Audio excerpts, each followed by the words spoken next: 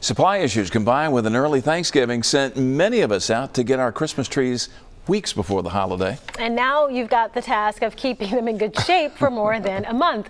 Fox News meteorologist Matt Barentine joining us now with suggestions from the pros on how to keep that tree green. Matt, we don't want any needles all over the floor.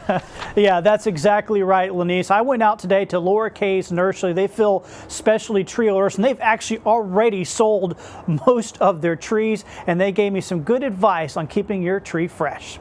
Only thing I got left's about 15 trees up front. Ernie Wilkerson has been selling Christmas trees at Laura Kay's nursery for years. This year, though, he says things have been quite different. It started early and it's ending early. Where I used to call people in advance to, early, see if they wanted a tree. This year, over half of my trees, they called me to reserve them a tree.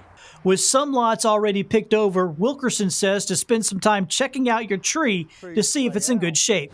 And now if you do this and the whole thing comes off in your hand, I got, two broken needles that I just broke. But if you had the whole thing come off in your hand, that's not good.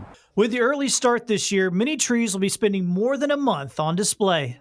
Here at Laura Kay's, the trees are trimmed and cut and put in custom stands. If yours isn't like that, you're going to need to take off about the bottom inch or so of the trunk. That fresh cut will allow the tree to absorb water. Wilkerson also says to pay attention to where you put your tree.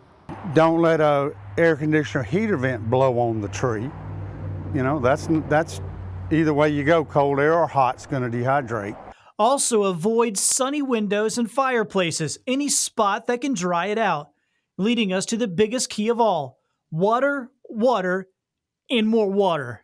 And the biggest thing is keep water in it and keep it as cool as possible. These trees, they've never seen this kind of weather before. They grow above 4,200 foot. Now they're in your living room with weeks left until the big day. All right, keep in mind your typical tree can take as much as a gallon of water per day.